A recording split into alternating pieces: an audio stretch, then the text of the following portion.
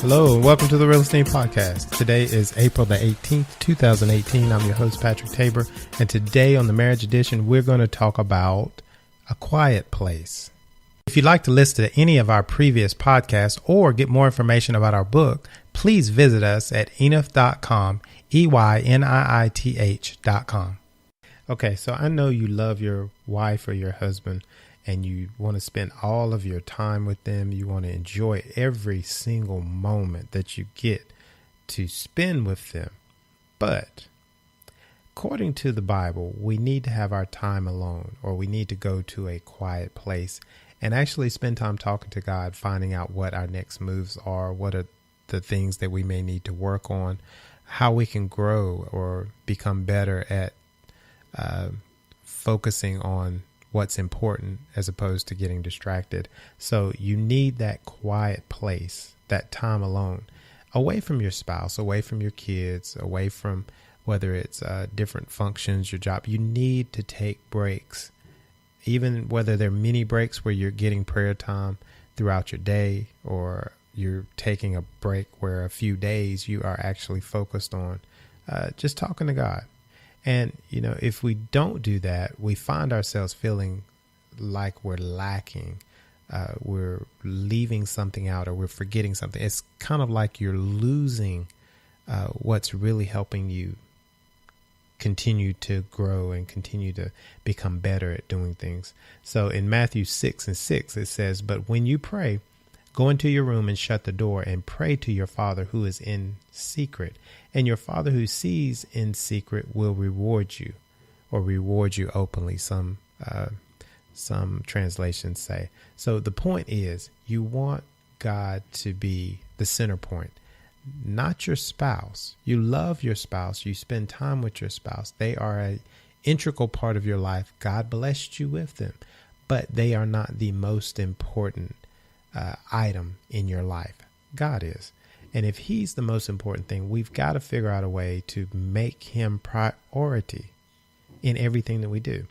And if we do that, he will help us love our spouse the way they need to be loved. And we won't focus on how we want to love our spouse as much as how God wants us to love our spouse. And you'll do a better job of it if you get the information from God as opposed to coming up with it yourself or manufacturing it as you go. Psalms 1:2 says, "But his delight is in the law of the Lord, and on his law he meditates day and night." See, when you're doing this, you're preparing yourself for what's to come, whether it be what circumstances you're going to deal with that day, or the major life issues that you have to focus on with your spouse in your life.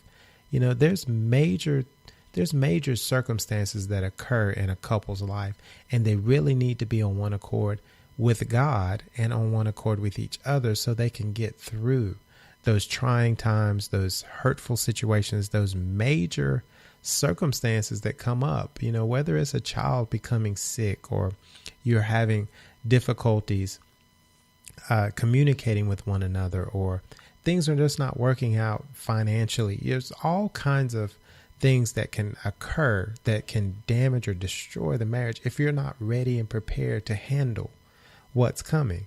You can only do that by getting alone with God.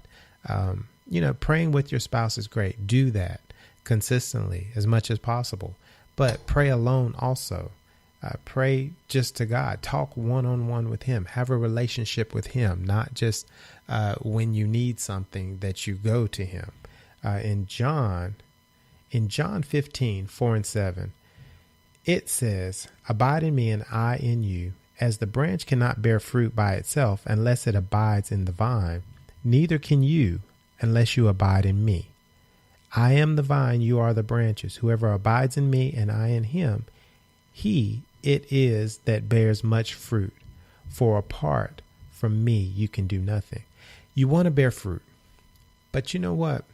It makes no sense to bear fruit in the public eye, in other people's lives outside of your home, and do it well, and people are just blown away by how God's using you and preparing you and making you able to bless so many people and blah, blah, blah, blah, blah. But here's the thing. Is it happening in your home? really you need to be able to bless your home even more than you bless people outside of your home. Your home should be it's kind of like the cup that runneth over. You know, it should be the place where everybody knows that because both spouses spend time with God, or, you know, one, regardless, it'd be ideal for both. But I'm saying, you know, as long as somebody is spending time with God, then there's going to be a flow that's going to come into that house that cannot be refuted, cannot be denied, cannot be misunderstood, because you can see a person go to their quiet place, and then when they come out, there's answers, there's courage, there's happiness, there's joy, there's all these things that come with spending time with God that you don't get on your own trying to manufacture life. You need to have life and have it more abundantly, but you're going to get that through Him. He's the vine, we are the branches. Without Him, we can do nothing. So we have to try to find that quiet place in our life. And when you find it, don't forget to go visit it often, because when you do, you're preparing yourself and your family for anything that's to come. He's going to prepare you for what you have to deal with. And you want that asset to be able to know ahead of time what you're preparing for and how to handle it when it comes. So I leave you with this in Revelations 3:20. It says, "Behold, I stand at the door and knock. If anyone hears my voice and opens the door, I will come in to him and eat with him and he with me."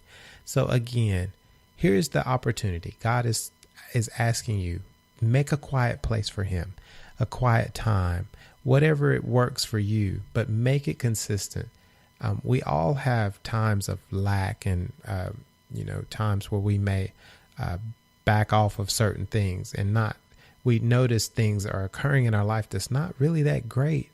But, we've got to get back to that quiet place so that we can not only have consistent structure, but to know that God is really with us because He's guided us and we see the results from it in our own homes. So if you really want to bless your spouse, find a quiet place with God, and God will tell you what's best for your house. I hope you got something out of this today. Be blessed. Grace and peace.